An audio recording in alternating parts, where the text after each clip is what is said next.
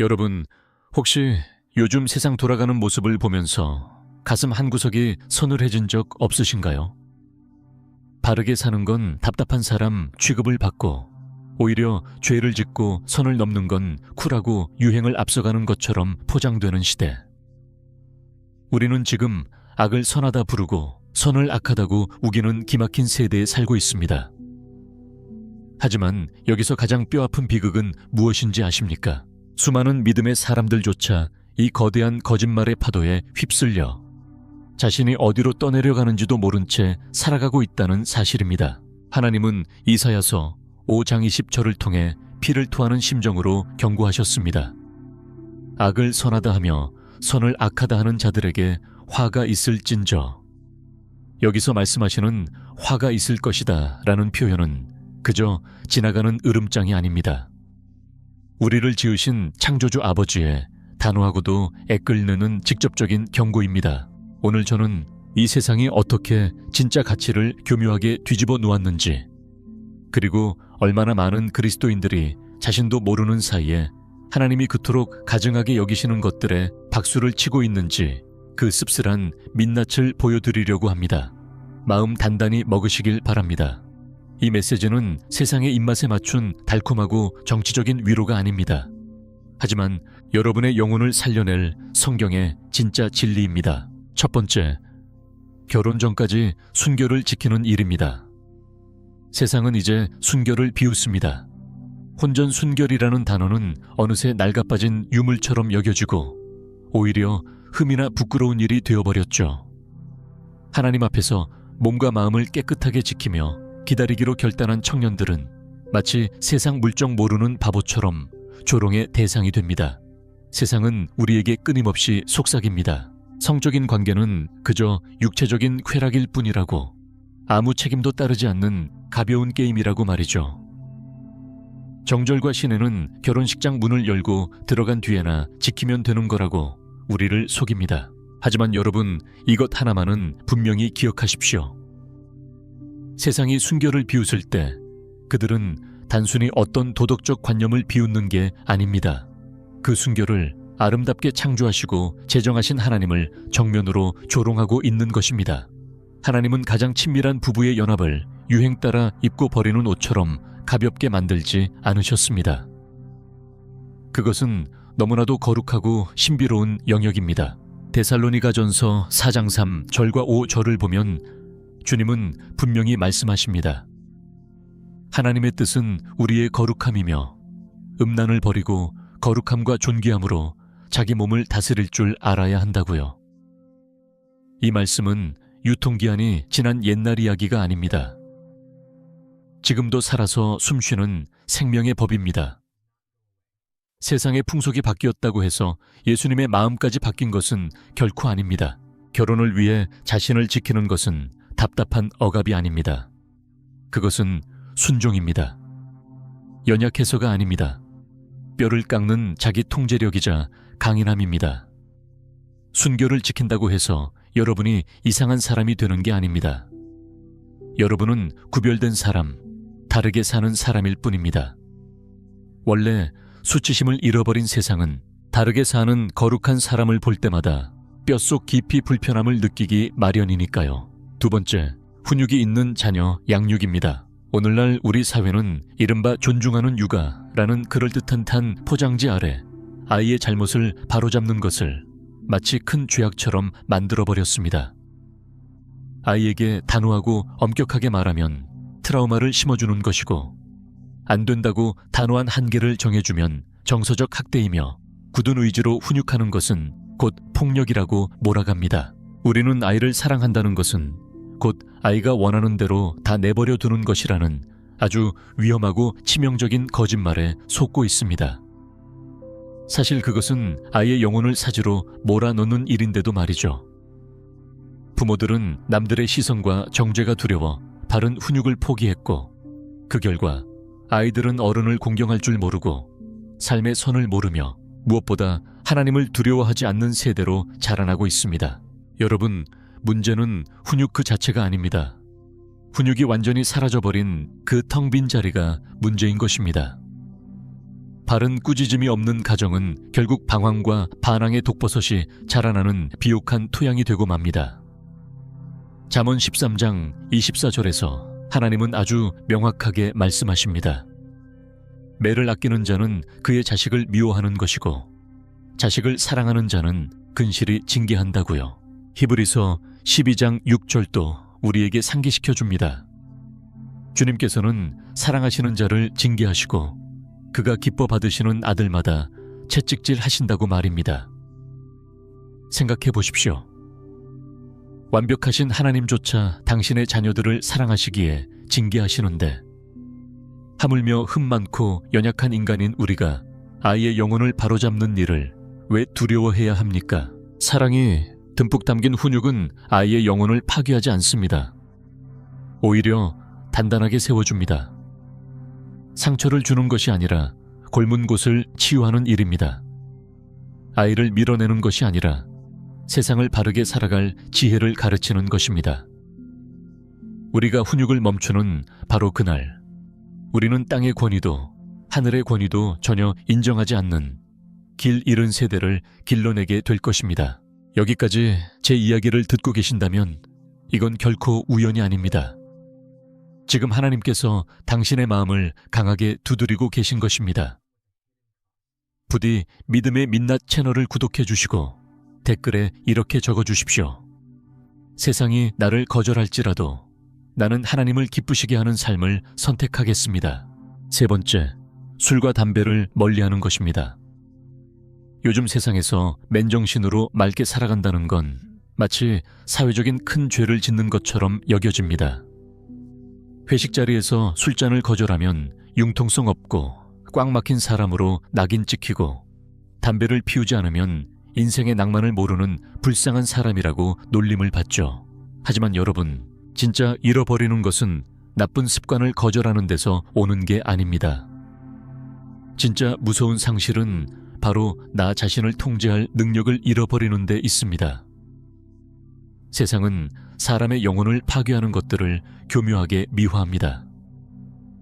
중독을 하나의 문화로 포장하고 욕망에 끌려다니는 방종을 자유라고 부르죠. 단지 술 한 병, 담배 한 개비 때문에 얼마나 많은 사람의 인생이 무너지고 가정이 깨어지며 부부관계가 산산조각 났는지 우리는 너무나 잘 알고 있습니다. 그저 재미로 분위기 맞추려 시작했던 것들이 결국에는 영혼의 목을 조르는 쇠사슬이 되고 우리 안에 타오르던 성령의 불씨를 싸늘하게 꺼뜨리고 맙니다. 고린도전서 6장 19절과 20절에서 주님은 우리에게 분명히 상기시켜 주십니다. 우리의 몸은 성령님이 거하시는 거룩한 성전이며 우리는 더 이상 우리 자신의 것이 아니기에 몸과 영혼으로 하나님께 영광을 돌려야 한다고 말입니다. 누군가 자신의 의지를 술이나 약물 같은 물질에 넘겨주는 순간 그는 더 이상 자유인이 아닙니다. 스스로 갇힌 포로가 되는 것이죠. 예수님은 우리를 얽매는 그 사슬을 끊어버리려 이 땅에 오셨지 쾌락이라는 가면을 쓴 억압을 적당히 눈감아 주려고 오신 게 아닙니다.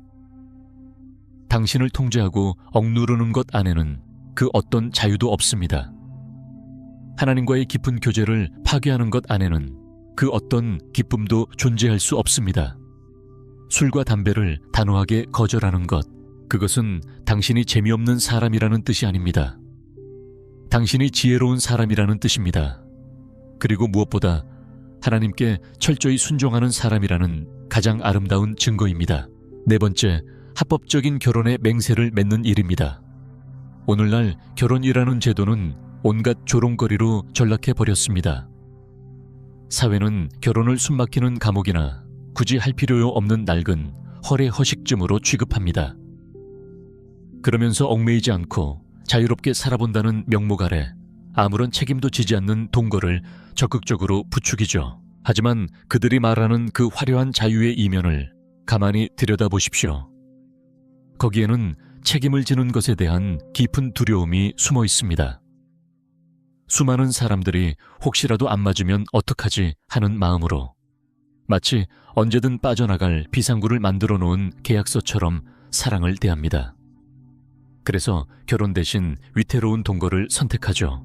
이런 계산적인 마음가짐은 결국 수많은 가정을 무너뜨렸고 상처를 눈덩이처럼 불려왔으며 언약의 든든한 울타리 없이 자라나는 아이들을 깊은 혼란과 정서적 불안 속에 방치해버렸습니다. 히브리서 13장 4절에서 주님은 단호하게 선포하십니다. 모든 사람은 결혼을 귀히 여기고 침소를 더럽히지 않게 하라고요. 하나님은 헌신과 십자가를 지려는 책임이 빠진 가벼운 결합에 축복을 부어주지 않으십니다. 당신께서 친히 디자인하신 창조의 질서를 거스르는 관계를 결코 지지하지 않으십니다. 결혼은 단순히 구청에 가서 종이 한 장에 도장을 찍는 행위가 아닙니다. 그것은 살아계신 하나님 앞에서 두 영혼이 맺는 거룩하고도 영적인 언약입니다. 원수 마귀는 어떻게든 이 결혼이라는 제도를 흔들고 깎아내리려 발악을 합니다. 왜냐하면 견고하게 세워진 믿음의 가정이 곧 하나님의 신성한 질서를 세상에 보여주는 가장 강력한 거울이라는 사실을 너무나 잘 알기 때문입니다. 마귀가 부부의 언약을 깨뜨리는 데 성공하면 그 다음 세대는 도미노처럼 무너지고 맙니다. 그렇기에 기꺼이 결혼을 하고 가정을 꾸리는 것은 단순한 인간의 관습을 따르는 게 아닙니다. 그것은 가정을 창조하시고 사랑 그 자체이신 하나님께 온몸으로 순종하는 거룩한 예배입니다. 다섯 번째, 단정하고 품위 있게 옷을 입는 것입니다. 요즘 세상에서 옷을 단정하고 조신하게 입는다는 건 촌스럽고 시대에 뒤떨어진 사람 취급을 받는 지름길이 되었습니다. 유행의 최첨단을 걷지 않으면 패션 감각이 없다고 핀잔을 듣죠. 우리 사회는 화면 속 화려한 가수나 배우들, 그리고 수많은 유명인들의 모습에 깊이 물들어 있습니다. 그래서 내면의 품격과 존엄성을 드러내기보다는 그저 육체적 매력과 관능미를 자극하는 스타일을 아무 비판 없이 베껴 입기 바쁩니다. 여러분, 옷 그 자체가 문제라는 말씀을 드리는 게 아닙니다. 그 옷을 입는 사람의 깊은 마음속 동기, 그 의도가 중요하다는 것입니다. 어느새 우리 사회에서 단정함, 우아함, 그리고 스스로를 귀하게 여기는 자기 존중의 태도는 길을 잃어버렸습니다. 한때는 아름다운 덕목이었던 정숙함이 이제는 고리타분하다며 비웃음을 사는 시대가 되었습니다. 디모데전서 2장 9절과 10절에서 주님은 가르쳐 주십니다. 여성들은, 그리고 원칙적으로 모든 믿음의 사람들은 단정하게 옷을 입고 소박함과 정절로서 자기를 단장해야 한다고요. 여러분, 옷차림은 말을 합니다. 우리의 옷차림은 우리 마음의 중심에 무엇이 있는지를 세상에 보여주는 무언의 메시지입니다. 머리끝부터 발끝까지 꽁꽁 싸매고 다니라는 답답한 율법주의적인 이야기가 아닙니다. 당신의 겉모습을 통해 당신이 하나님을 얼마나 경외하고 존중하는지를 맑게 비추어 내라는 뜻입니다. 하나님이 주신 이 아름다운 몸은 사람들의 정욕, 어린 시선을 자극하라고 만들어진 것이 아닙니다. 창조주 하나님의 솜씨를 찬양하고 영광을 돌리기 위해 지어진 것입니다. 당신이 세상의 흐름을 거슬러 단정하게 옷을 입기로 선택할 때 당신은 입술을 열지 않고도 세상에 강력한 복음을 전하고 있는 것입니다. 세상이 당신을 보고 유행에 뒤처졌다고 손가락질할지 몰라도 하늘의 천사들은 당신의 그 모습을 보며 참된 명예라고 부를 것입니다. 여섯 번째, 성별에 관한 세상의 이데올로기를 단호히 거부하는 일입니다. 오늘날 젠더 이데올로기를 받아들이지 않는 것은 곧 혐오와 차별이라는 무서운 이름으로 낙인 찍힙니다.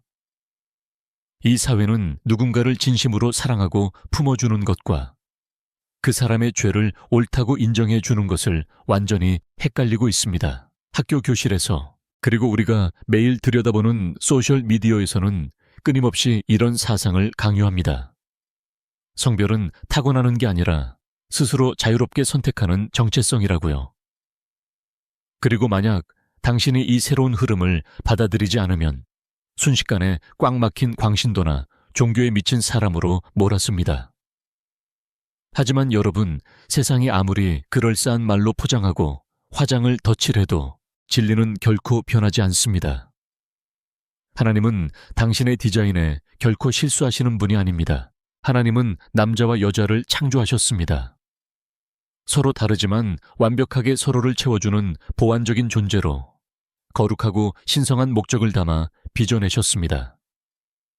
창세기 1장 27절은 우리에게 분명히 선포합니다. 하나님이 자기 형상 곧 하나님의 형상대로 사람을 창조하시되 남자와 여자를 창조하셨다고 말입니다. 하나님의 말씀에는 단 한치의 혼란도 모호함도 없습니다. 예수님은 모든 사람을 조건 없이 사랑하셨습니다. 맞습니다. 하지만 단 한 번도 죄를 향해 박수를 치시거나 괜찮다고 눈 감아주신 적은 없습니다. 로마서 1장에서 하나님은 엄중히 경고하십니다. 사람이 하나님을 떠나 등을 돌릴 때 하나님은 그들을 부끄러운 욕정 속에 내버려 두신다고 말입니다. 원수 마귀는 태초부터 하나님이 세워두신 이 아름다운 정체성을 산산조각 내려 혈안이 되어 있습니다. 하나님의 창조 질서를 목숨 걸고 지켜내는 것은 누군가를 향한 미움이나 혐오가 아닙니다. 그것은 창조주를 향한 숭고한 순종입니다. 세상 모두가 당신을 향해 날선 비난을 퍼부을지라도 하늘은 굳건히 당신의 편에 서서 당신을 지킬 것입니다. 7번째, 교회 예배에 정기적으로 참석하는 것입니다. 요즘 참 많은 분들이 이렇게 말씀하십니다. 하나님을 믿는데 꼭 교회 건물 안에 갈 필요가 있나요? 나 혼자서도 잘 믿을 수 있어요. 하지만 그 말의 이면을 가만히 들여다보면 그 속에는 이런 진짜 속마음이 숨어 있습니다. 나는 내 삶에 대해 누구의 간섭도 어떤 찔림도 받고 싶지 않아. 그들이 믿음의 공동체를 밀어내는 진짜 이유는 교회 강단에서 선포되는 순결, 용서, 거룩 같은 단어들이 세상의 귀에는 너무나 거슬리고 듣기 싫기 때문입니다. 그들은 자신만의 입맛에 맞춘 맞춤형 신앙을 원합니다. 어떤 헌신도 필요 없고 내 삶을 이끌어줄 영적 권위도 필요 없으며 내가 어떻게 살고 있는지 누구에게도 책임질 필요가 없는 그런 편리한 신앙 말입니다. 하지만 여러분, 그런 그럴싸한 영적인 독립심은 결코 하나님께로부터 온 것이 아닙니다. 그것은 교만이라는 뿌리에서 자라난 독버섯일 뿐입니다. 히브리서 10장 25절은 우리에게 간곡히 당부합니다. 모이기를 피하는 어떤 사람들의 습관과 같이 하지 말고 오직 권하여 그날이 가까움을 볼수록 더욱 그리하자고요.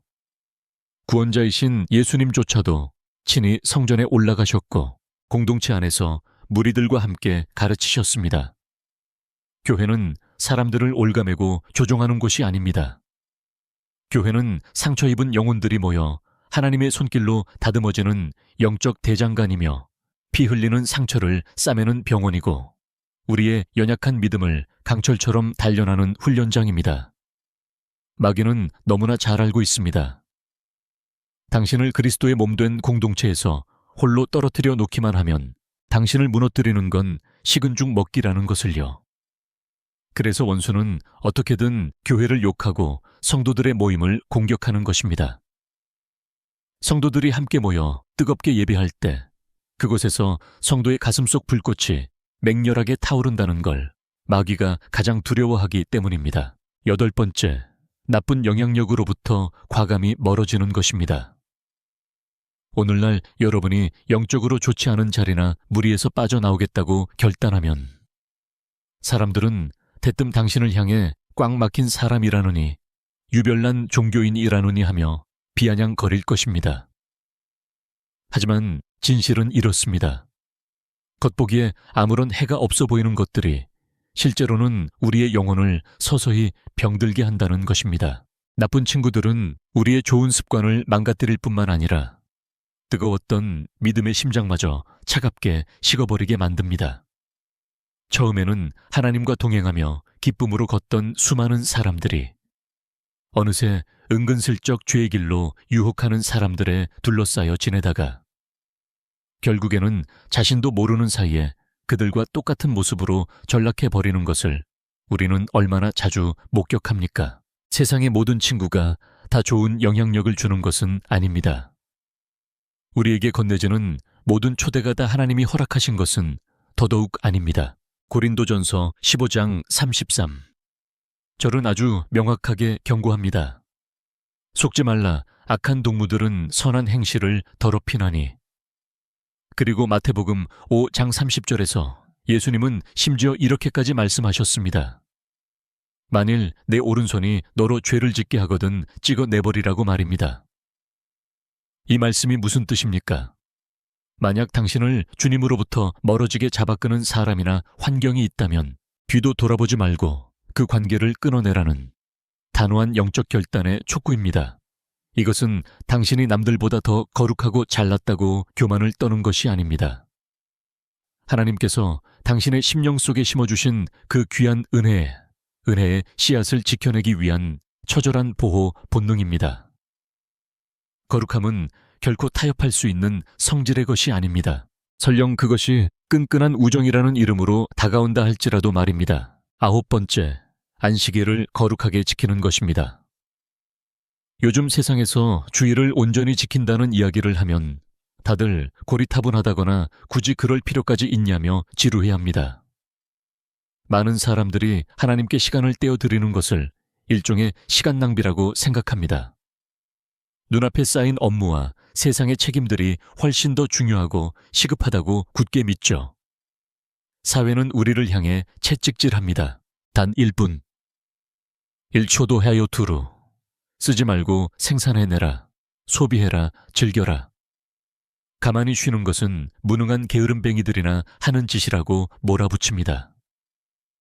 하지만 하나님은 우리의 쉼을 단순한 여가 생활이나 노는 시간으로 보지 않으십니다. 하나님께 안식은 곧 순종이며 창조주를 향한 깊은 경외의 표현입니다. 안식일을 무시하는 것은 현대적이고 세련된 삶의 방식이 아닙니다. 그것은 하나님을 향한 소리 없는 반역일 뿐입니다. 하나님을 위해 나의 시간을 구별하여 떼어놓는 것은 우리의 자유를 빼앗아가는 족쇄가 아닙니다. 오히려 우리의 얽매인 삶에 진짜 자유를 곱절로 부어주고 메말라가는 영혼을 새롭게 빚어내는 은혜의 통로입니다. 출애굽기 28장 10일 절의 말씀을 통해 하나님은 우리에게 안식일을 거룩하게 지키라고 명령하십니다. 이것은 우리를 올가매려는 무거운 율법의 짐이 아닙니다. 지친 우리를 쉬게 하시고 우리 삶의 진정한 주관자가 누구이신지를 기억하게 하시는 아버지의 따뜻한 선물입니다. 그날을 토요일로 부르든 주일로 부르든 저는 지금 그 신학적인 논쟁을 하려는 게 아닙니다. 진짜 중요한 것은 여러분의 마음 중심입니다.